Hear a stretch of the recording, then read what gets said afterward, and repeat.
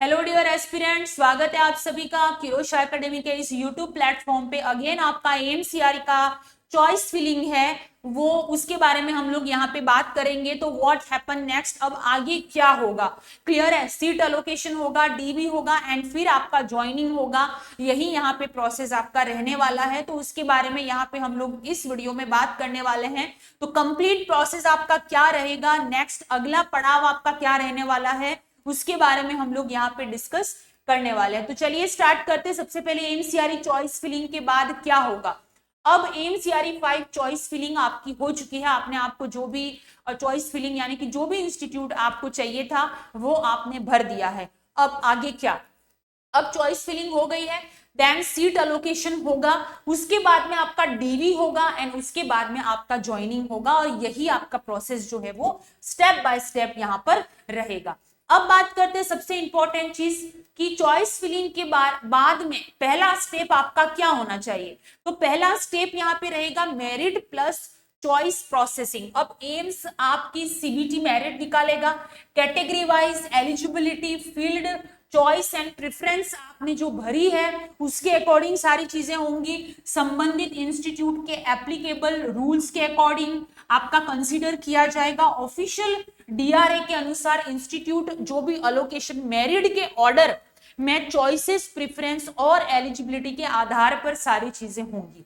यानी कि choice filling के बाद में अब एम्स जो है कहां पे आपने जो प्रेफरेंस भरी है उसके अनुसार कितनी सीट है, कहां पे क्या चीज है, क्या एलिजिबिलिटी आपकी है, क्या आपकी कैटेगरी है, कैटेगरी वाइज कितनी कहां पर पोस्ट है, उसके अनुसार आपको अलोकेशन मिलेगा।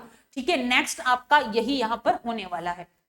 तो सबसे इंपॉर्टेंट चीज यहाँ पे इंस्टीट्यूट कैसे मिलेगा। आपके दिमाग में एक सवाल आ रहा होगा कि हमें ये इंस्टीट्यूट हमने भरा है तो क्या हमें मिलेगा भी या नहीं मिलेगा। तो चलिए बात करते हैं। तो सीट अलोकेशन यहाँ पे एग्जांपल है, फॉर कोई भी कैंडिडेट है, कैंडिडेट ए है, उसकी रैंक अगर 100 आई है, ठीक है, एमसीआरई में, तो पहला प्रेफरेंस अगर आपने एम्स दिल्ली भरा है, दूसरा प्रेफरेंस आपने सफदरजंग भरा है, तीसरा प्रेफरेंस आपने एम्स भोपाल भरा है। अब और कैंडिडेट बी है जिसकी 500 रैंक है, उसने पहला प्रेफरेंस भरा है एम्स दिल्ली। ठीक है, याद रखना ध्यान से। तो सिर्फ प्रेफरेंस देखकर कैंडिडेट बी को दिल्ली मिलना जरूरी नहीं है।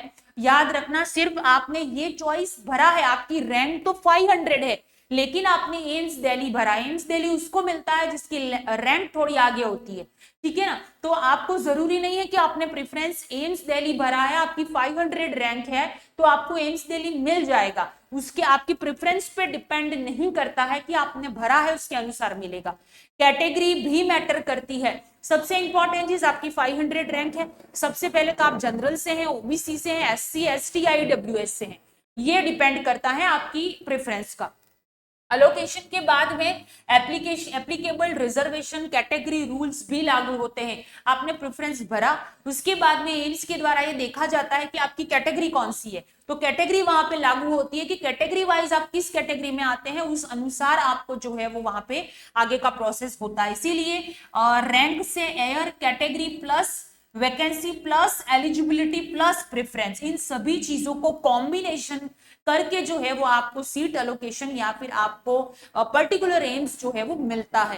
क्लियर है। नेक्स्ट यहाँ पे फिर आएगा allocation result, provisional seat allocation आएगा, एम्स अलोकेशन रिजल्ट जारी करेगा। इसमें कैंडिडेट को पता लगेगा, यानी कि ये सारी चीजें देखने के बाद में एक लिस्ट आएगी जिसके अंदर आपको आपका पर्टिकुलर अलोकेशन जो है वो मिलेगा। जो आपने 3 प्रेफरेंस भरे हैं उसके अनुसार आपकी रैंक, कैटेगरी, आपका एक्सपीरियंस, सारी चीजों को देख के जो है वो आपको यहाँ पे अलोकेशन मिलेगा। नेक्स्ट, कौन सा इंस्टीट्यूट है ये पता चलेगा, कौन सा पोस्ट है, कौन सी सीट अलोकेशन हुई है, रिपोर्टिंग टाइप कब और कहां, यानी कि कहां पे आपको अपने डॉक्यूमेंट के लेके जाना है, कब जाना है, ये सारी चीजें पता चलेगी। ऑफिशियल डीआरए के अनुसार अलोकेटेड कैंडिडेट को स्पेसिफाइड डेट के अंदर अलोकेटेड सीट पर रिपोर्ट या ज्वाइन करना मैंडेटरी है।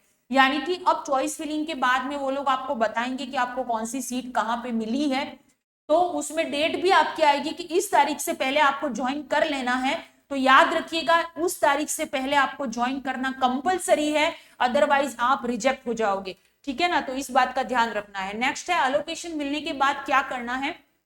सो आपको रिजल्ट देखकर सिर्फ आपको खुश नहीं होना है, तुरंत आपको चेक करना है कि आपको अलोकेटेड इंस्टीट्यूट कौन सा मिला है, किस पोस्ट पे मिला है, कौन सी कैटेगरी से मिला है, रिपोर्टिंग डेट क्या है, रिपोर्टिंग प्लेस कौन सी जगह पे आपको जाना है, कब जाना है, रिक्वायर्ड डॉक्यूमेंट्स कौन कौन से मांगे हैं, और ज्वाइनिंग के क्या इंस्ट्रक्शन दिए हैं कि कौन सी तारीख तक आपको ज्वाइनिंग कर लेनी है। ये सारी चीजें अलोकेशन के बाद में आपको चेक करनी है अपनी खुद की, ठीक है, ये बात याद रखिएगा। नेक्स्ट है स्टेप, यहाँ पे डॉक्यूमेंट वेरिफिकेशन होगा, जिसके लिए आपके सारे ओरिजिनल डॉक्यूमेंट, क्या क्या डॉक्यूमेंट आपको सीरियल वाइज जमाने हैं, क्या क्या है, उसका अलग से वीडियो बना दिया गया है, तो आप वहां पे जाके चेक कर लेना, और उसी ऑर्डर में उसी सीरियल में आपको अपने सारे डॉक्यूमेंट जो है वो रखने हैं, ओरिजिनल सारी चीजें, ठीक है।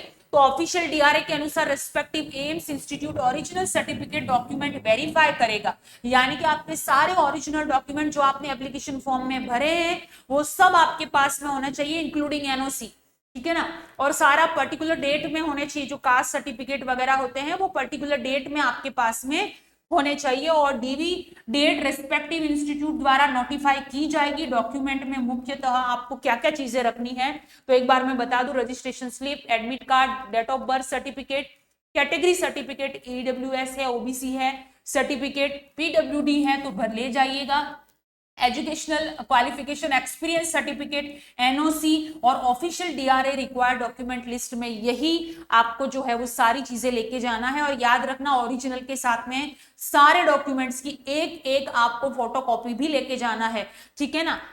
नेक्स्ट, अब डॉक्यूमेंट में प्रॉब्लम हुई तो बहुत सारे कैंडिडेट अगर आपके रिक्वायर्ड क्वालिफिकेशन जो प्रूव नहीं कर पाए, वैलिड कैटेगरी सर्टिफिकेट नहीं है, रिक्वायर्ड एनओसी नहीं है, एक्सपीरियंस रिक्वायरमेंट पूरी नहीं करता है, कोई एसेंशियल डॉक्यूमेंट सबमिट नहीं करता है, तो अलोकेटेड सीट कैंसिल हो जाएगी एट द स्पॉट। ये याद रखिएगा, आप डीवी के लिए जा रहे हैं वो पहले ही आपको बता देंगे कि आपको कहाँ पे जाना है, कौन सी डेट पे जाना है, सारी चीजें। तो अपने सारे डॉक्यूमेंट ओरिजिनल वैलिडिटी के साथ में आप लोग चेक करके अभी से रख लीजिएगा सारी चीजें, प्लस उसकी एक एक फोटोकॉपी और एनओसी, एक्सपीरियंस जो वहां पे रिक्वायरमेंट है उसके अनुसार वो सारी चीजें आपके पास में होनी चाहिए। अगर वहां पे उन्होंने चेक किया और इनमें से एक भी चीज आपकी मिसिंग है तो वहीं पे आपकी कैंडिडेचर आईडी जो है वो कैंसिल कर देंगे ये, इसीलिए सारी चीजें ध्यान से लेकर जाना। अलोकेशन के बाद ज्वाइनिंग, अब क्या होगा, आपका फाइनल स्टेप होगा रिपोर्टिंग एंड ज्वाइनिंग, यानी कि आपने एक बार डीवी करा लिया उसके बाद में सारा प्रोसेस इजी है, बाकी फिर आपका सिर्फ ज्वाइनिंग ही बाकी रहेगा, एंड सीट अलोकेट हो जाएगा, डॉक्यूमेंट वेरीफाइड, तो अगला स्टेप आपका ज्वाइनिंग और रिपोर्टिंग होगा। तो जो भी स्पेसिफिक डेट पे जो भी इंस्टीट्यूट में आपको अलोकेशन या आपकी ज्वाइनिंग मिलेगी वहां पर जाके ऑन द टाइम आपको क्या करना है, अपनी ज्वाइनिंग कर लेनी है, डिले नहीं करना है, इस बात का आपको ध्यान रखिएगा। अगर अलोकेशन सीट पर नहीं है, यानी कि ये गलती बिल्कुल मत करना कि ऑफिशियल डीआरए के अनुसार अलोकेटेड सीट पर स्पेसिफिक डेट, मैं बार बार बोल रही हूं उनको बता देने के बाद में कि आपको पर्टिकुलर जगह पे ज्वाइनिंग करना है, इस टाइम पे करना है, तो वहां पे उसी टाइम ऑन टाइम उससे पहले कर लीजिएगा, कोई दिक्कत नहीं है। लेकिन अगर आपने कोई भी रीजन वहां पे वैलिड नहीं माना जाएगा, अगर आपने उन्होंने जो टाइम बताया है उस टाइम पे पर्टिकुलर इंस्टीट्यूट, उसी इंस्टीट्यूट में जाके आपको ज्वाइनिंग करनी है, अदरवाइज डेट जाने के बाद में आप कितने भी हाथ पैर जोड़ लो वहां पे कोई प्रोसेस नहीं होगा, ये क्लियरली यहाँ पे लिखा हुआ है, इस बात का आप लोग ध्यान रखिएगा।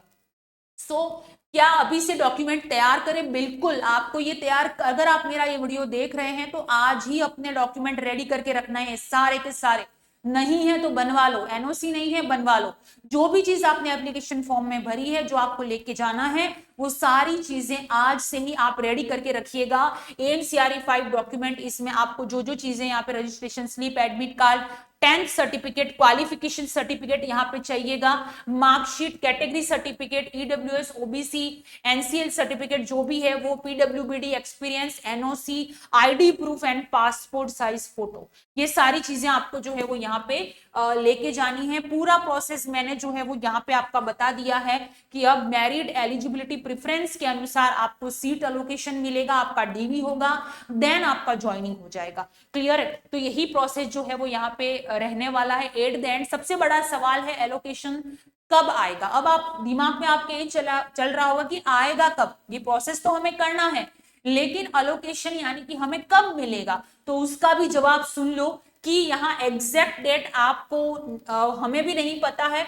ये नया जो ऑफिशियल नोटिफिकेशन आएगा तब जो है वो आपको अपने आप पता चल जाएगा, तब तक के लिए आपको वेट करना है।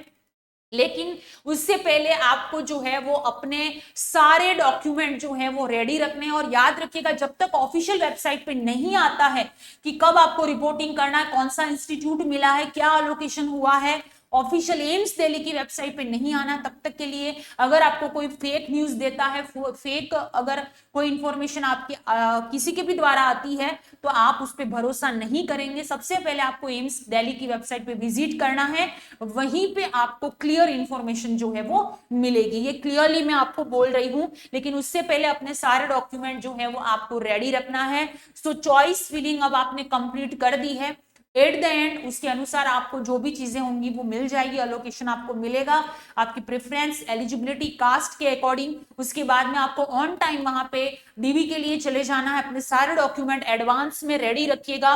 पर्टिकुलर जिस इंस्टीट्यूट में आपको बुलाया जाए उस इंस्टीट्यूट में आपको जो है वो पहुंच जाना है। क्लियर है? सो आई होप ये वीडियो आपके लिए बहुत ज्यादा हेल्पफुल रहा होगा, और इसी तरह की लेटेस्ट अपडेट के लिए या जानकारी के लिए हमारे इस प्लेटफॉर्म से जुड़े रहिएगा और इसको ज्यादा से ज्यादा शेयर करना है। Thank you very much.